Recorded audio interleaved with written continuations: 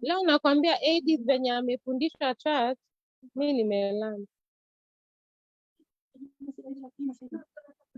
Tunaweza kwamba muda umetupa kisogo, lakini wengi wanampongeza kwa taarifa hii. Of course. Wataongea. Lazima tujui na muuma. Alafu akasema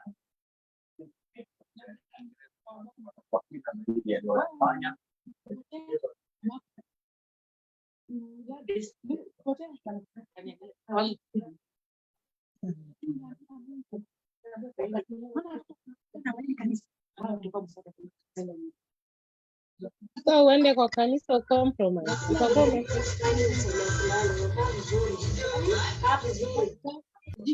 Sinda wewe rudi nyuma uende kwa boma yako. Baba yake anaweza baba yake hapo na miungu. Pia ni ile vitu alikuwa nayo. Hapana, kuna miungu. Mama yake ako nayo. Mama yake ako nayo. Na ndio unaona inasumbua mpaka Isabella. Ukumbuki na ndoto nilikwambia nimeona. Kwenye raundi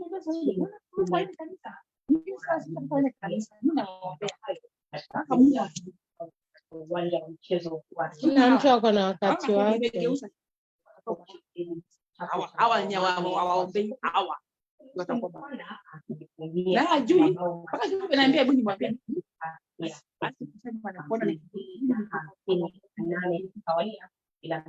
juu unajua umeishi kumshikilia, so ana take advantage.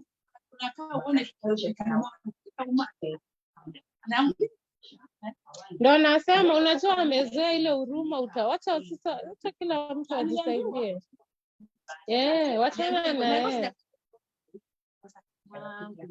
Atashangaa hii nini yake ikipostponiwa ndiye atajua tu. Kiburi ni mbaya. Unajua je mtu mzima kwa nini? Lakini kwa nianza akaniambia unaonekana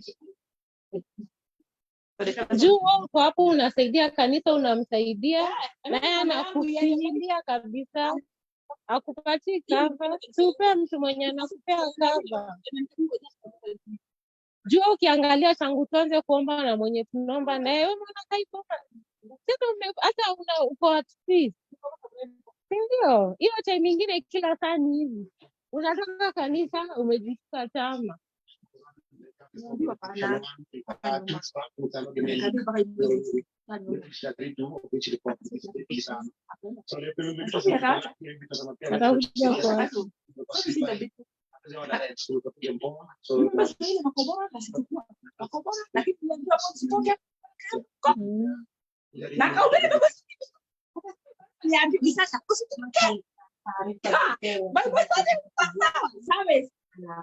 anaweka vizuri sana anagonga kidogo. Nile inamuuma. Unajua shida nini? Anasema unajua mtu ana imagine ningepewa kipawa kama huyu mama.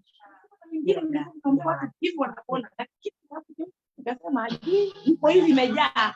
Kuna ndio saa atashtuka. Hata watu kimbo watapona. Acha rudi kaza.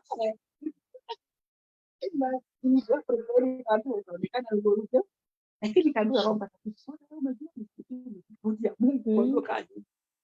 utakaa hapo boma yako ibomoke yanguke warudi wakucheke. Too much.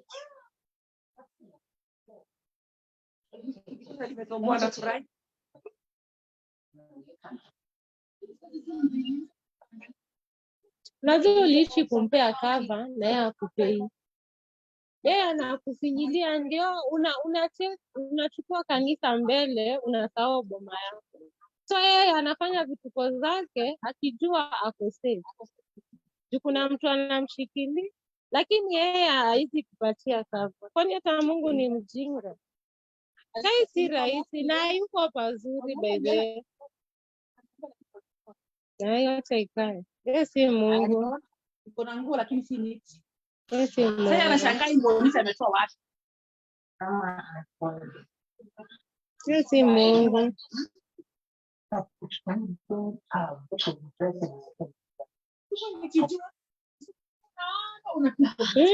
Inakupika proper.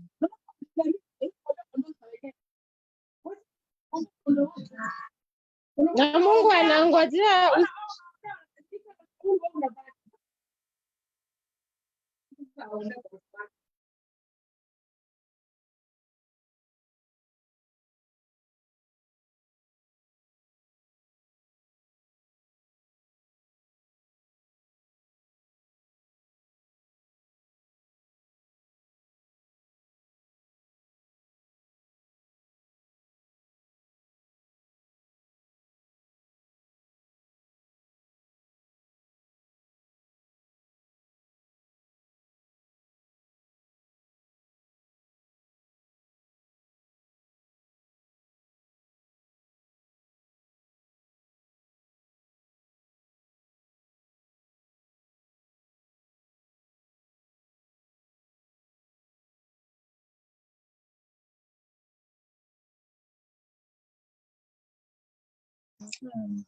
mean for the meeting. Siwezi kuchekelea. Hii meeting inaniboju. Sasa tulikuwa na ingine jana nikalala late. Tena leo kuna hii tuko na search by the end of the year. Sasa lazima niingie. Sasa mimi nimekuja, I think hata nikajiulizanga ama ni venye nimechekelea hawa watu wa Father Bernard sana. Hata mimi niliwacheka. So mimi venye nimekaa hapa nikaanguka hapa tu nini hizi like cha hall za nini hapo kuna ka place kamekaa hivi na kuna kinyasi hapo Hizi hapo mbele ama use architect. Si architect Hapa hizi. Oh, hizi tunafanya za postgraduate students. Zile ni architect.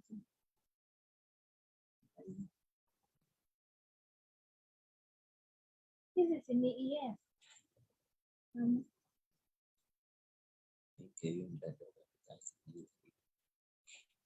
Sasa mimi ndo huyo nikakuwa kwa dabe. Mimi hata usiniambie. Sasa mbona unakasirika? Ungeniita. Hi, good evening. Can you guys hear me? Yes.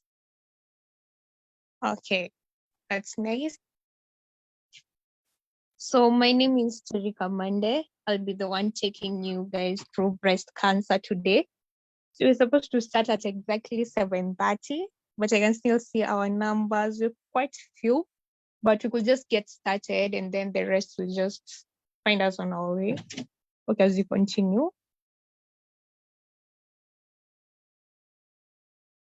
So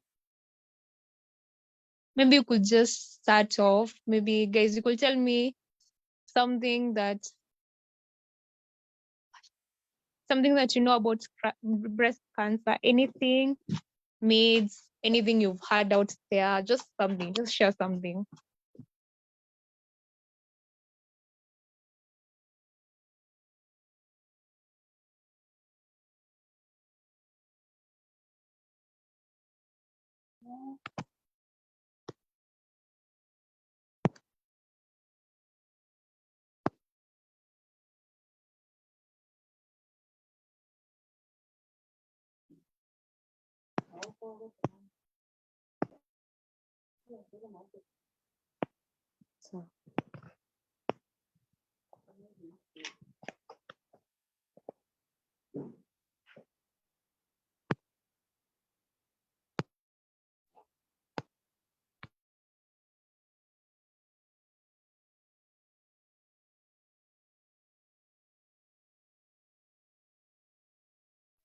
So anyone, you've never heard about breast cancer at all? Like nothing?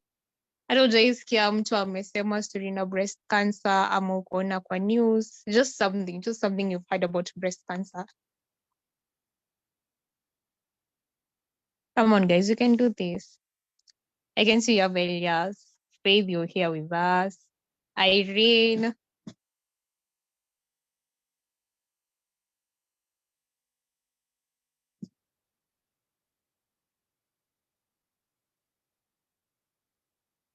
Okay, so Melissa says that excessive alcohol can be a risk factor in women. Yes, Melissa. Self-checks are recommended. Yes, they are. I can see we're getting it. We're getting it. So someone else.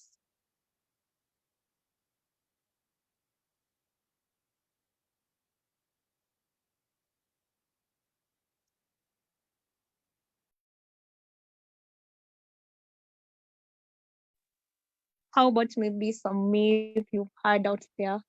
Unasikia wakisema ni stories za ajabu, but just anything you've heard yenye you're not so sure whether it's true or not. You're here to learn.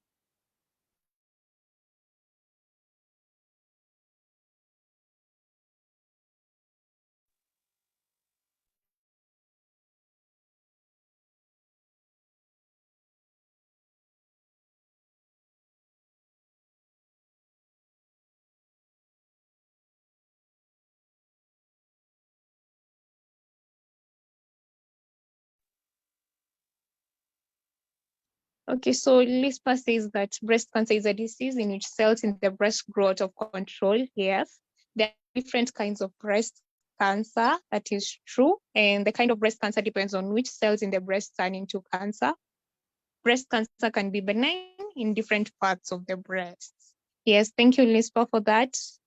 Jessie says it rarely occurs in men. Yeah, it mostly affects women, but rarely affects the men. I guess this will be attributed to the fact that we all have the difference in hormones and hormonal levels in the different sexes. Yeah. And also on that is the common myth that men never get cancer. Okay, men don't get breast cancer. So that is just a myth. Men do get, but their chances or the risk of getting breast cancer is way lower than in females.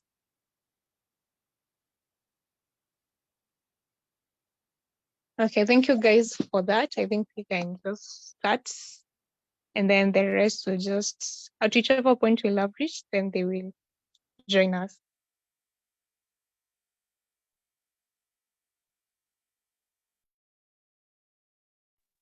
I'll be sharing my screen in a few.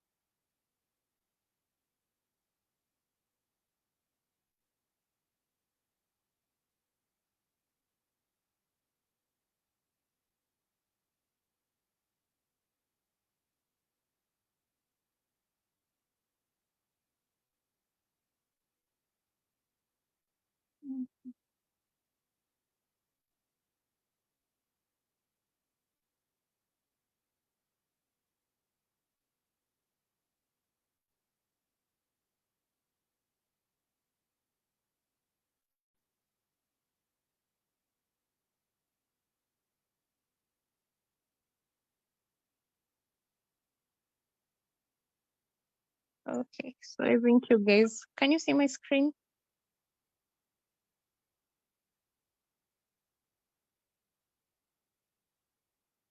Someone to kindly confirm whether you can see my screen. Yes. No. But it's not visible. I think you can. Sorry? Yeah, it's okay. Okay, just a minute. I'm using my phone to present, so just bear with me. Okay, so we'll be doing breast cancer today, and as Lupa told us that it's the breast cells in the cells in the breast, they tend to grow. Tuliambiwa Yes? tuangalie hii video Sorry? tuingie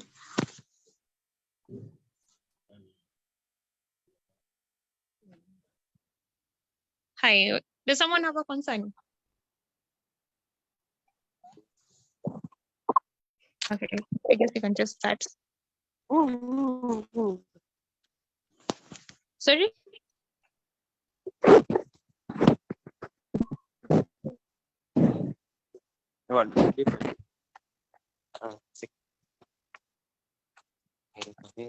Mnanisikia?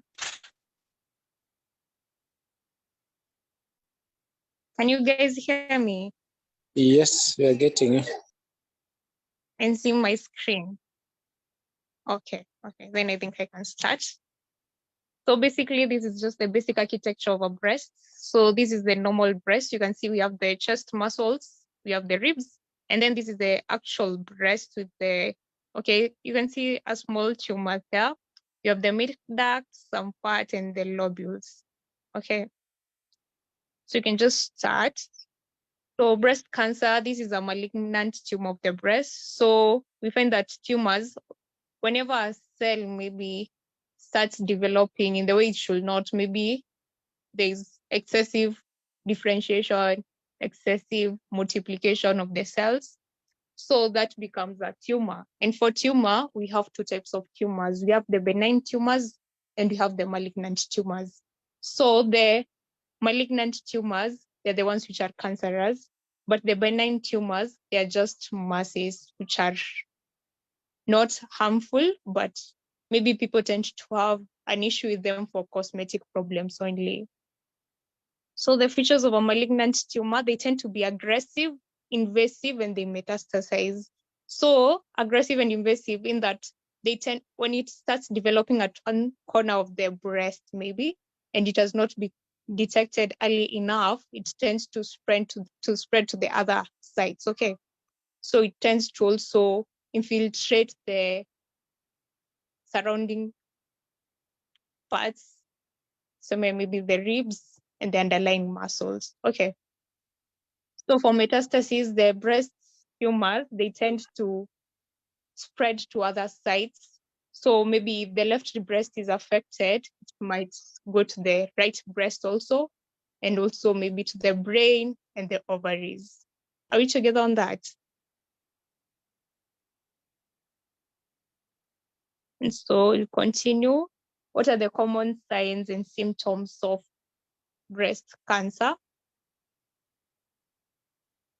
And most of the time it is characterized by maybe pain or tenderness. So there might be pain in the affected breast. There's a change in texture. So you find that the breast, maybe there might be some dimpling. So maybe from the usual size or shape, it tends to maybe have you find that there's some part maybe which is concave. So it's not its usual texture. There's the change in size and the shape of the breast. So when you look at it, it seems to be clearly not the same way as it has been the other time. So for the size, it might increase. Yes, there's also a change in color. So for some, there might be some redness, maybe around the nipple and the areola. There might be presence of a lump. So, and something else, when there's a lump, it doesn't necessarily mean that it is cancerous. Okay, so there might be a lump, but maybe it's benign. So a lump does not equate to cancer all the time, just a small percentage. There might be pitting. So I think you can see the image which I've displayed over here. You can see that the skin looks like there's some small holes. Yeah, it tends to appear like an orange, the orange skin, how it looks. There's some pitting.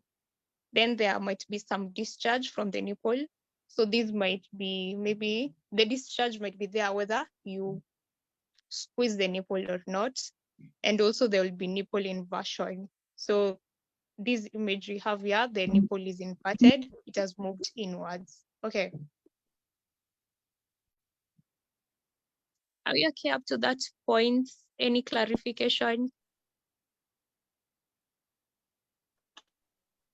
I may be going too fast. So if you have any question, you can just unmute and ask the question. Okay. Those are things will be done in a few. So let's go into the risk factors of breast cancer. Family history. So you'll tend to find that if there's been history of breast cancer in the family, you're at a higher risk of developing breast cancer.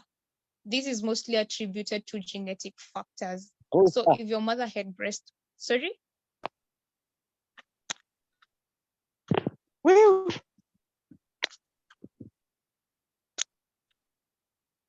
Any question? Someone was raising a concern? Okay, I think we're good to go.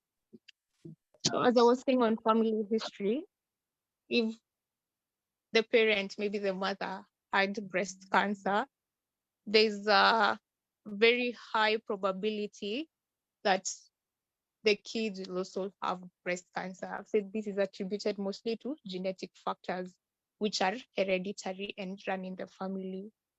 And also, if you had cancer of the other breast, so let's say you had cancer in your right breast, right? There's a very high probability that you're going to develop cancer in the contralateral breast. So if you had cancer in your right breast, the chances are way higher of you getting cancer in your other breast. Okay, then exposure to ionizing radiation. So this might be exposure to radiation, maybe from X-rays in, let's say, large amounts. It tends to affect how the cells will develop. So, and it might trigger the tumor formation. And for age, breast cancer rarely tends to affect people in the younger age bracket. So it will tend to affect people who are maybe 25 years and older as compared to the younger generation. So that this does not mean that it won't affect anyone who is below 25 years, but they are at a lower risk of developing cancer. Are we together on that? Then we have parity. So parity is, let's say, the number of children a woman has. And breast cancer risk tends to increase in nulliparous women who have not had children. This is because their breast, a breast, normally the cells of a breast, they do not develop fully until one gets pregnant. So, sorry. On parity, the reason why they will tend to, a woman who has not had any children will tend to have higher risk of developing breast cancer is because they are exposed to estrogen for a longer period of time as compared to one who has had children. So, you know, when you get a child, the hormones, which are usually secreted during the monthly cycle, they tend to decrease, they tend to be affected. So you will not produce as much estrogen as someone who's not had a child. So your exposure to estrogen will be increased. Then we have obesity. Obesity, especially for postmenopausal women. So if a woman has reached menopause and then she's obese, she has a higher risk of she's at a higher risk of developing breast cancer. This is because in obesity, they tend to have more fat cells. Okay. And these fat cells, they tend to store and also produce the estrogen. So the more the number of fat cells, the higher the levels of estrogen, and the more risk of developing the breast cancer. We also have the length of reproductive life. Sorry about that. So this means that if a woman starts her menstruation, we usually say that the onset of menstruation is menarche, the very first one. So if she starts very early and then she has a late menopause, that means that the years that she will be reproductive are increased. So let's say a woman starts at maybe 10 years old. So ameanza at 10, and then menopause yake ianze something like 49 years. 49 years. So this is just hypothetical. 49, between 49 and 10, she has 39 years when she's reproductive. So this whole time she's exposed to the hormones, the various hormones which are expressed during the monthly cycles. So, and especially estrogen and progesterone, which are the major key players in development of breast cancer. So the longer the reproductive life, the more the exposure. So basically everything, the risk increases with the more exposure you get to estrogen and progesterone. We have the age of first child.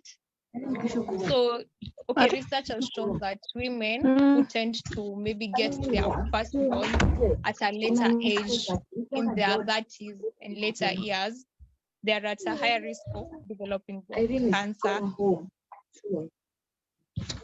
And this is attributed to the fact that the breast only tends to mature fully when one gets pregnant. So remember that when a woman gets pregnant, there are various hormones which are released in order to prepare the breast for lactation and for breastfeeding. So this is the only time that the breast cells will be able to develop fully and also to develop in a regular manner. So if it takes a longer time for this breast to develop, there's a higher chance of the cells developing irregularly. So it will not follow the normal pattern, it will follow another different pattern altogether.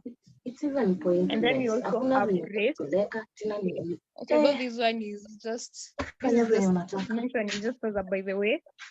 So for Africans, we tend to have lower incidence of breast cancer. So you'll find that our incidences are lower compared to the whites and the Caucasians. So utapata our cases ziko chini but zao ziko juu sana. But sasa the only problem is, in as much as our incidence is lower, when it tends to occur, it occurs at a younger age. So utapata maybe, for example, for them inaanza at 30, so maybe they start having the risk of developing at maybe age 30, 40, 30, 35.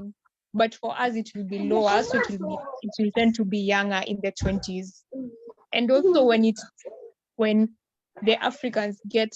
we as Africans get the breast cancer, it tends to be of a higher grade and greater mortality. So it tends to be more serious when it occurs, even though the incidence of occurrence is very low.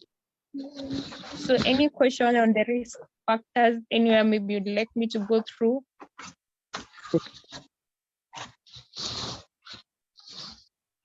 Kindly, I'll just like you to unmute because I'll not be able to access the chat box. So you can just unmute and ask the question. If it's none, then if it's silence, then I'll assume that you're all together. I think we're on the same page. Oh, and I missed out on for the contraceptives, especially the combination. So you tend to find that the pills, for instance, the pills. We did the contraceptives the other day.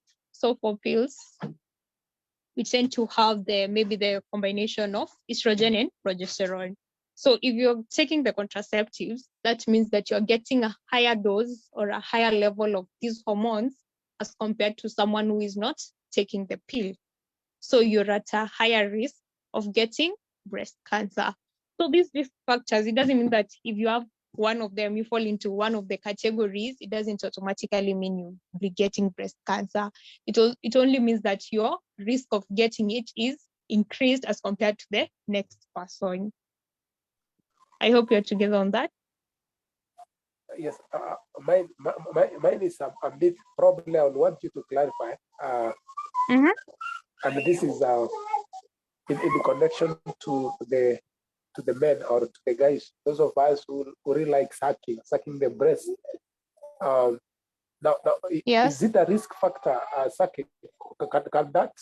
Can one get that as a result of too much sucking, or maybe a person is in a relationship with someone who has that cancer? Is it a myth or there's some fact in it? Recording in progress. If I give an affirmative answer to that,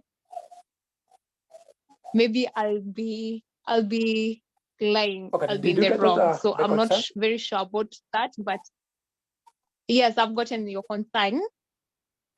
And I'm saying I'm not very well versed in that, but maybe I could check it up and maybe post the answer in the group. Is that okay?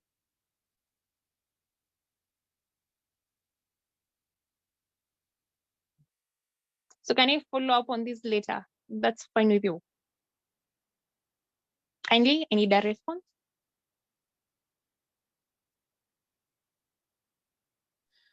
Okay. Let me try, but the question, hello? Yes, I'm getting you. Okay, the question that has been asked, Mhm. sucking, actually, me, I'm not clear about it because but about men sucking can bring breast cancer. Actually, there is no finding I can say that there is a place that is written that can give a risk of getting cancer. But what I know is that always as a man, just advice, you know, mouth has a lot of germs. So it is very just important. It's not advisable actually to suck. And if you are doing the sucking, your mouth need to be clean because mouth has a lot of germs. Actually, the tongue has a lot of germs first compared to other places because food we eat, bacteria is in the mouth. So it's not healthy though, but I don't know how it's related to the breast cancer. I'm not sure of that. Then I was just asking I don't get well on age for the first child and parity. Can you explain once again, please? Okay, I'll do that. And maybe on the issue on sucking, okay, I think I forgot to mention this, but actually, breastfeeding is one which has been found to decrease the chances of developing breast cancer. Breastfeeding for a longer period of time, because you get when you're breastfeeding, the child maybe triggers release of hormones, the prolactin hormones, and all that. So your body at the same time, the body kind of regulates itself in a way that the estrogen and the progesterone that will be released at that time when you're breastfeeding will tend to be lower. Your exposure is reduced. So that means that the longer you're going to breastfeed, the lower your risk of developing breast cancer. Okay, let's go on age for the first child. Okay, let me try go this stepwise. So I say the chances of the risk of getting breast cancer increases with the increase in age at which a woman bears the first child. So the thing is, for a woman, the breast cells do not develop fully or do not mature extensively just because they have reached adolescence. So what happens is maybe there will be breast enlargement, but the cells, they will still be immature. So what happens is when you get pregnant, there are hormones which are released in response to pregnancy. So these hormones are the ones which will cause the breast cells to mature in a regular manner. So you tend to find that if you're going to get your first child at a later age, somewhere maybe you get at 35 because it has been shown to be above 30 years later. So when you get your first child at 35, that means that you will experience pregnancy at 35. So it means that this whole time, from the first time you started maybe experiencing your menses, from when you became an adolescent to the time you're getting this child, so you see that this duration is increased. So you have a couple of years on that. So let's say maybe you started at 15. So you've had 15 years where your breast cells are immature. So, and when these breast cells are immature, they're at a higher risk of maybe developing irregularly, and they're at higher risk of changing. A tumor or cancer develops when there's an abnormal change or abnormal growth of the cells.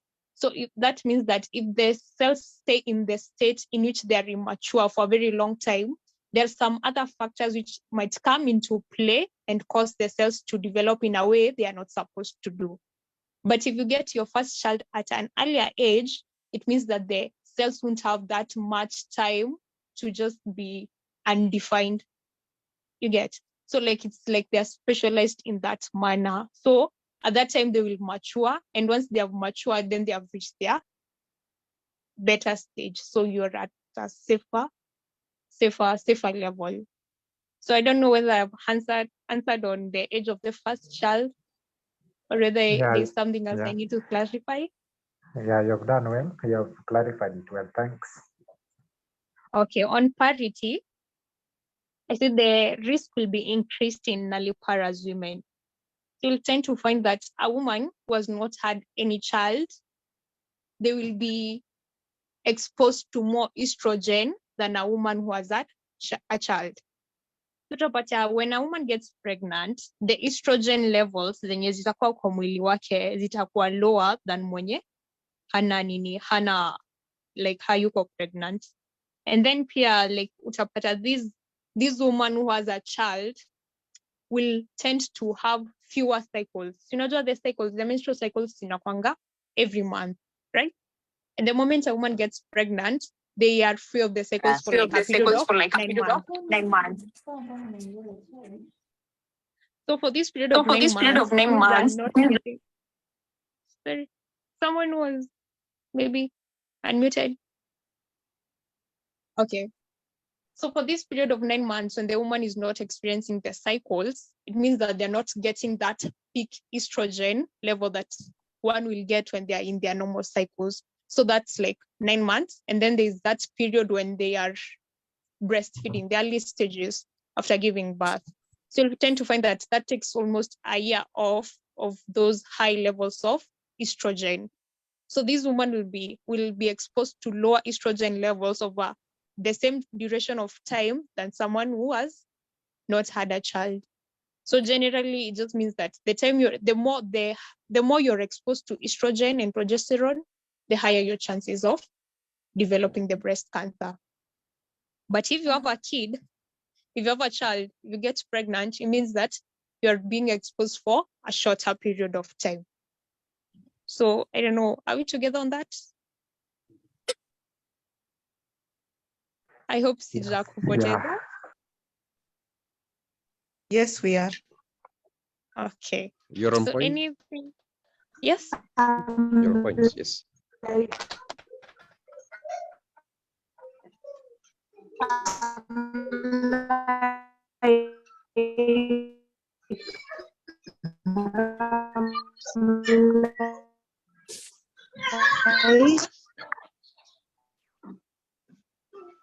Sorry, I'm not getting you. Maybe you can Sorry, try. but I'm like, I think I will the answer. Sorry?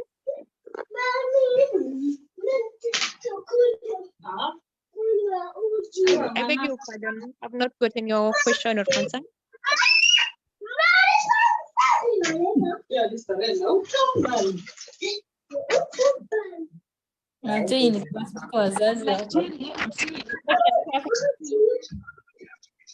You can leave Can you hear me a comment or asking a question. Can you let mute?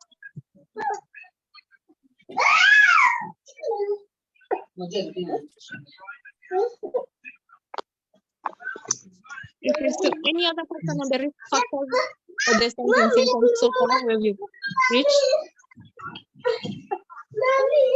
Just a constant. What you are mute because we don't getting you clearly. Growth, they mute their mic. Let me see. Just a minute.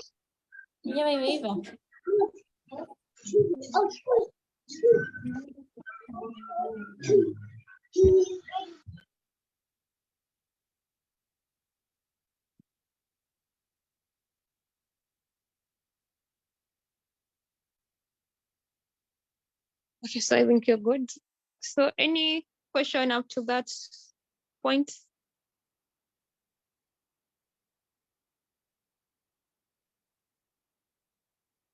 Okay, I'll take that as a no. So you can continue. So for diagnosis, how is breast cancer diagnosed? So most of the time it will be, okay, the finding might be incidental. So it was just accidental. Maybe someone was just examining their breast and then they find a lump. They are concerned and they go to the doctor. Okay, when you're in a hospital, the first thing that they will do a clinical examination. So they will feel the breast, feel the lump, and maybe assess on whether the lump is of concern. Then some tests must be done to ascertain whether it is breast cancer or not. You remember I told you that not all lumps are malignant.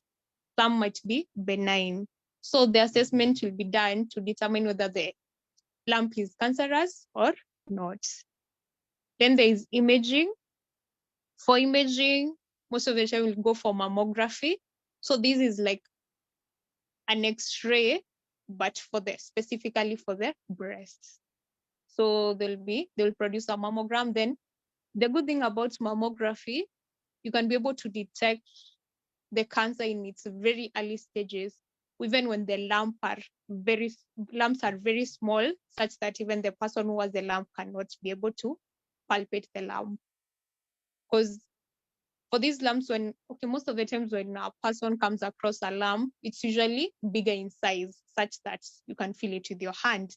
But sometimes the lumps are too small, they have not yet developed. And it's much better if they're caught at this stage because management will be much easier. So we can also do an MRI, the magnetic resonance imaging, to be able to tell about the size and the character of the lump. So anytime you have any of the symptoms that we discussed before, just consult. So for prevention, prevention mostly it does not apply to maybe preventing the whole breast cancer or something. It's not something you'll do and say that I've done this and this and this.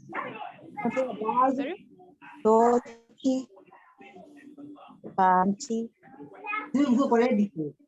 Nimekuwa superb. Walipea superb wapewe watu kwa community. Lakini wanahitaji hiyo list yao kesho asubuhi. Nimaliza. Kindly let's not unmute if you're not making a comment or asking a question. Yes. Okay, so for prevention, mostly it's just you have to just maintain a healthy lifestyle, exercise, maybe reduce your alcohol intake, and if you can avoid alcohol as a whole, the better. So you can just adapt healthy eating. For the more medical ones, we have prophylactic mastectomy. This is where the breast, you remove the breast tissue, even if the tissue, there is no cancer in that breast. So this is usually recommended in cases where there is a very strong family history of breast cancer. So let's say your mother had breast cancer, your grandmother had breast cancer, also your siblings also have breast cancer. The chances of you developing breast cancer are almost 100. So it's better to be safe than sorry. So that is where prophylactic mastectomy comes in. So this one, you'll just remove the breast tissue and then you can have the implants or something, but you'll be safer in this way. So I don't know, maybe after the class, you guys can go and look up. We have this actress, she's called Angelina Jolie. She had prophylactic mastectomy of both breasts. That is because of a strong family history.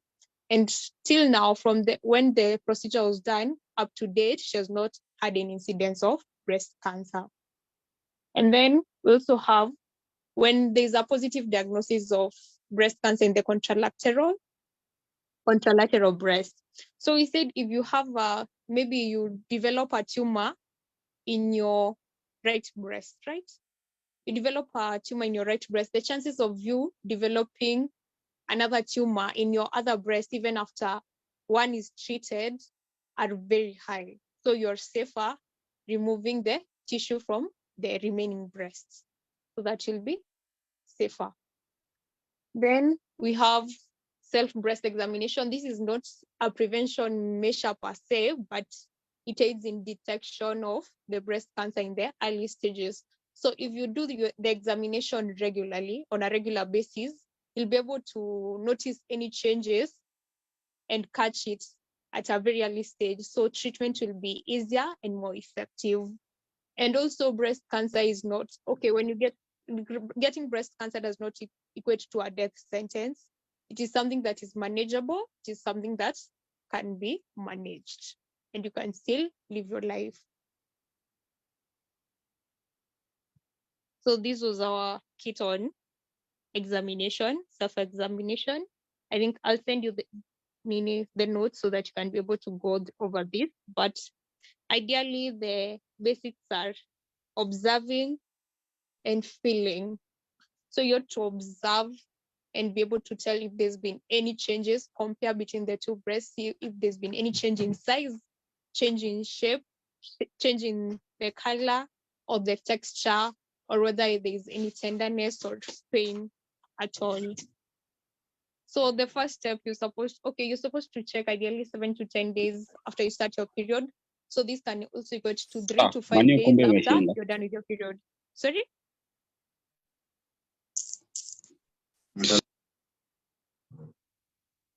I didn't get you.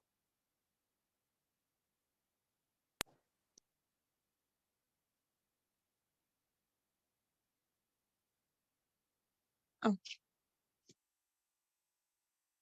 As I was saying, the ideal time to do the examination is 3 to 5 days after you're finished with your menses with your period. That is for the ladies. And when examining, you're supposed to examine from the region of the armpits. So it's not the breast only. You're supposed to check the armpit also, because there's some lymph nodes. The lymph nodes which drain the breast, they extend up to the armpits. So if there's any changes in the armpits area also, you should check on that. So the first step, you're supposed to examine your breast with raised arms, then with both hands on your hip bones, then with the arms down and released. So in each of these positions, you're able to get the different angles of the breast. Then look for any physical changes. So physical changes, sorry? Okay, for physical changes, we say that you should look out for lumps, look out for swelling, that is, there will be a change in shape. Look out for any changes in the color. There might be redness or rash and all that. Then you are supposed to squeeze the nipples and check if there's any discharge. We say that discharge can be one of the early signs, can be among the early signs of breast cancer. And this applies to women who are not lactating, mothers who are not lactating. If you're not breastfeeding a child and there's discharge from your nipple, most of the time without even prompting or squeezing, then you should have it checked out. Raise one hand and use the pads of the 3 or 4 fingers at another hand and examine the armpit first. Then you go to the breast.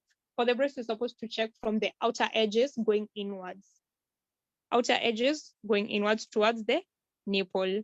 And then you do that in a circular motion also. And then after you're done, when you're standing, you repeat the same motion while lying down.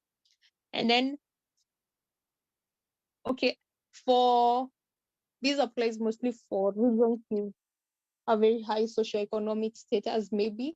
That is, if you can be able to do regular screening, especially in the later ages, from 40 years, 45, if you can be able to go and do a mammogram annually, then you're just protecting yourself. So you can do the screening well and good. If you cannot, you can just do the self-examination. So the screening is recommended from time to time. So that is on examination. I'll send you the slides. You can be able to look at it more. You can give it a more in-depth look. For treatment, we have surgical intervention. So you can go for surgery, you can have a mastectomy or a mammoplasty. So this will depend on the staging of the cancer and the extent of the cancer generally. So the doctor will be able to advise you on the most appropriate action to take depending on the time you've detected the cancer. Then you have chemotherapy. So chemotherapy, you put on drugs which will be able to kill the cancer cells or be able to prevent their multiplication and also to decrease any measures that can counter the estrogen levels. Then we have radiation. So that is it generally for treatment. So do you have any questions? Or maybe something you'd like to add?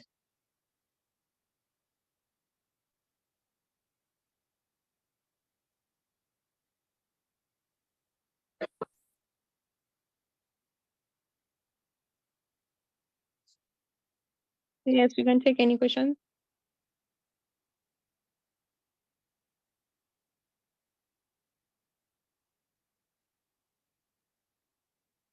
I think there's been some charts. Maybe let me check.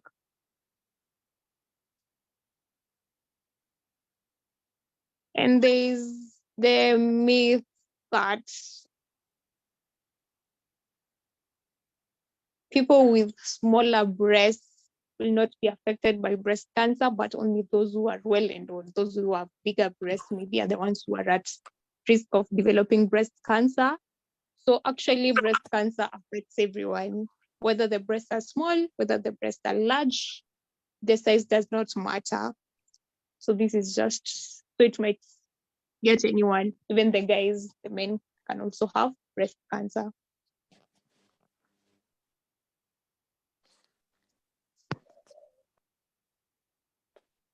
So yes, any concerns?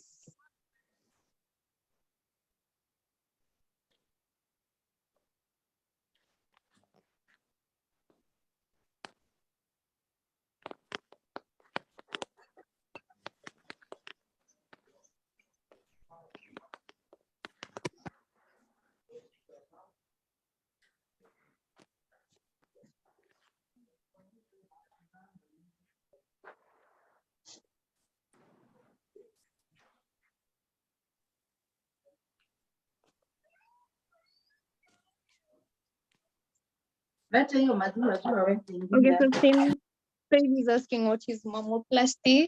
So mammoplasty is under cosmetic surgery. It's more like cosmetic. So this is where you kind of reduce the size of the breast, or you can just, okay, you'll just do some alteration to the breast. As I say, the surgical interventions will depend on the staging and the grading of the cancer. So maybe if it has infiltrated only some certain types, okay, there's certain part or portion, so they can be able to remove that portion only, excise. So maybe if you excise, that means that you'll be taking out a portion of the breast, but not the whole breast entirely. Yeah. So we clear first how the process of self-diagnosis was like. So weekly,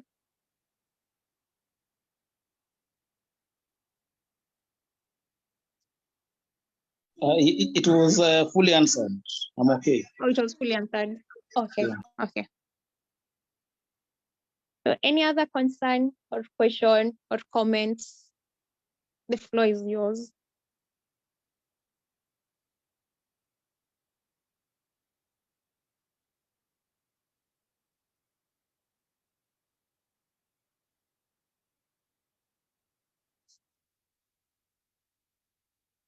Anyone? Okay, so I think we also clarified that men can also get breast cancer, and you can get breast cancer regardless of the size of your breast. And finding a lump in your breast does not necessarily mean that it is cancerous. It might be benign. It might just be a harmless lump. So when you get one, don't be scared. Don't fret. If a friend gets one, don't start thinking that it's over, that this is it, you're gone. No, just go for testing. You'll be able to test and they can tell you whether the lump is cancerous or not. And if one gets breast cancer, that does not mean that that is the end of it. That does not mean that you're dying. So there are various interventions which can be made, and you can live a very good life after that, depending on the stage when the cancer is caught. And we say that the earlier it is detected, the better.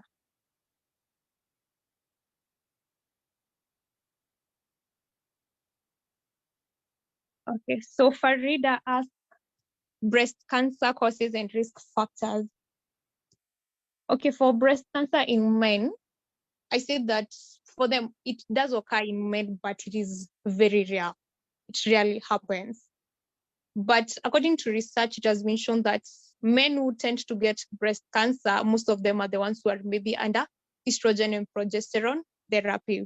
And these people, okay, most of the time you'll find that someone who is under progesterone or estrogen therapy, this hormonal therapy, it's due maybe to prostate, okay, something to do with the prostate, maybe benign hypertrophic prostate, or maybe the prostate cancer itself.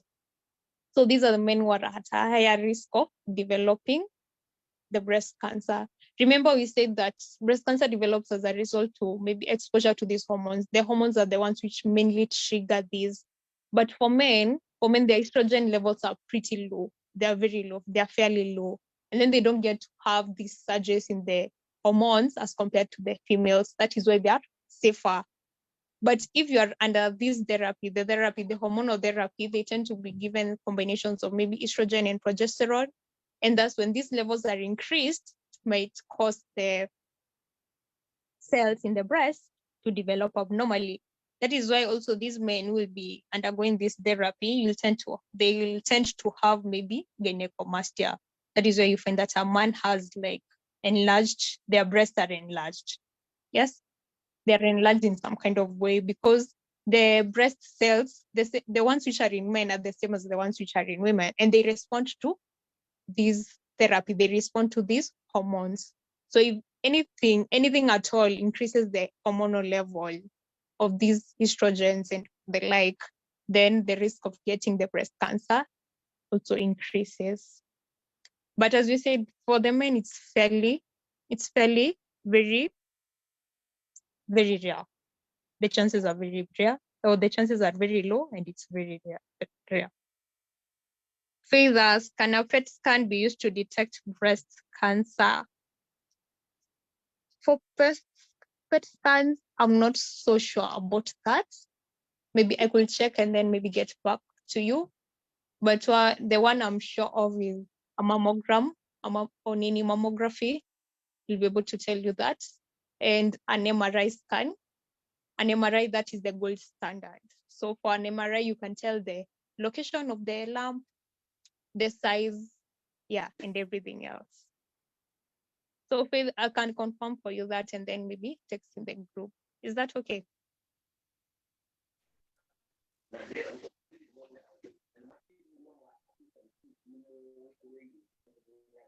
Okay, thank you.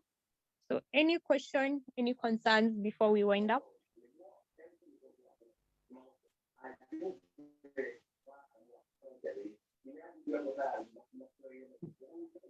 Maybe some clarification you would like.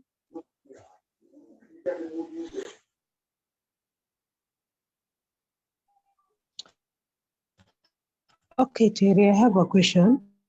Yes. Terry, can you hear me? Yes, I can Okay, hear you. for a lady who has been pronounced barren, what?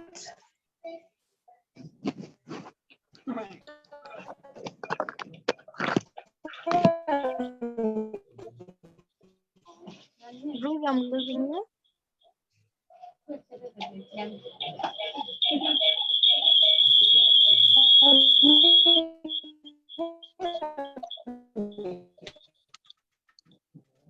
Hi, Ruth. I can't get you. I can't hear you at all.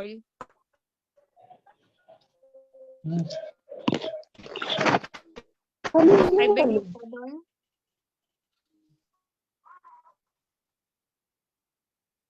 Huh? Ruth, I didn't get your question.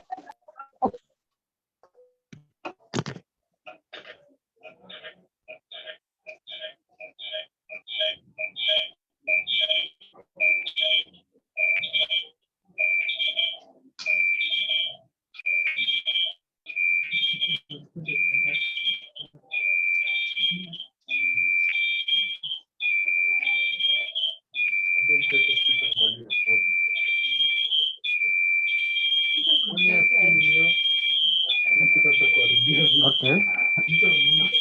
Can I just say something? Yes, yes. Actually, mine is not a question though, but I just want to say that the presentation was very okay. Yes. You already did it well because it was very informative and very clear to the topic at hand. I don't have much question because I don't know more about more about breast cancer, but you really did well by explaining and getting too much insight about it. Actually, you've done well. Thank you. Thank you so much, Samuel. It has been a pleasure. I'm glad you got something from this. Let me see. Thank you, Samuel. Thank you. I see Farida asked whether steroids can help with cancer treatment by killing cancer cells and shrinking tumors. Well, okay, this is not a very professional opinion, if I'll say, but I can confirm later and maybe get back to you. But steroids, I think they would have a role to play, because steroids generally, what they do in the body, they are said to maybe decrease inflammation. They usually, okay, ideally, they usually decrease inflammation. And what happens is, you remember we said that when there is a tumor, there will be redness, there will be rash, there will be pain. So these are all signs of inflammation. And what happens? The inflammation will be caused by maybe your body trying to protect itself against the tumor because it knows this is foreign. So what will happen if you're going to undergo the treatment? I think the steroids, yes, they'll have a role to play. They might help in combating the inflammation and reduce the swelling, the redness, and all that.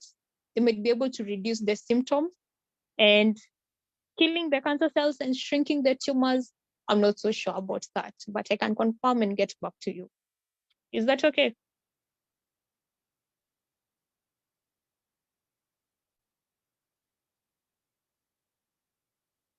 Yes, I cannot confirm whether they really kill the cancer cells and shrink the tumors, but one thing I can confirm is they definitely have a role. They will help in combating the inflammation that will come with the tumor itself. So they will be monumental and very vital in as being part of the whole chemotherapy, because the chemotherapy is just a combination of different drugs. It's like a cocktail. So this drug is given to treat this other one is given to do this role and all that. So when they all work together, there's some kind of synergy. They work together and then you're able to maybe overcome the tumor at a faster rate and in a healthier way. Okay, thank you for that. Mercy says that the topic was heavy, but you've been able to tackle it and bring it to our level. Thank you, well understood. You're very welcome, Mercy. Yeah, I'm glad that you guys enjoyed this session. So I think this is it for us tonight. I think we're done for today. But if you have any other questions, maybe later or even after the session, you can just type them in the group. I'll be able to handle them. I hope that is okay.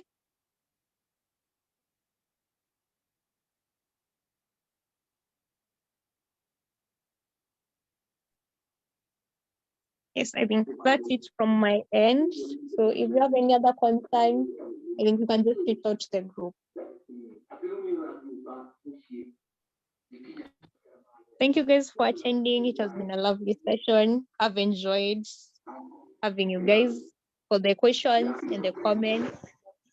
It's been wonderful.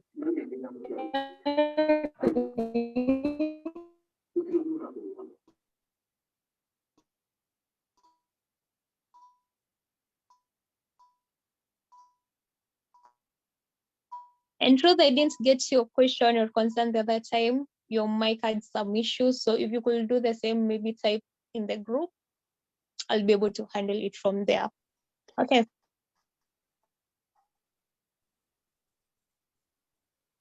Have a wonderful weekend for the part that remaining and a wonderful week ahead.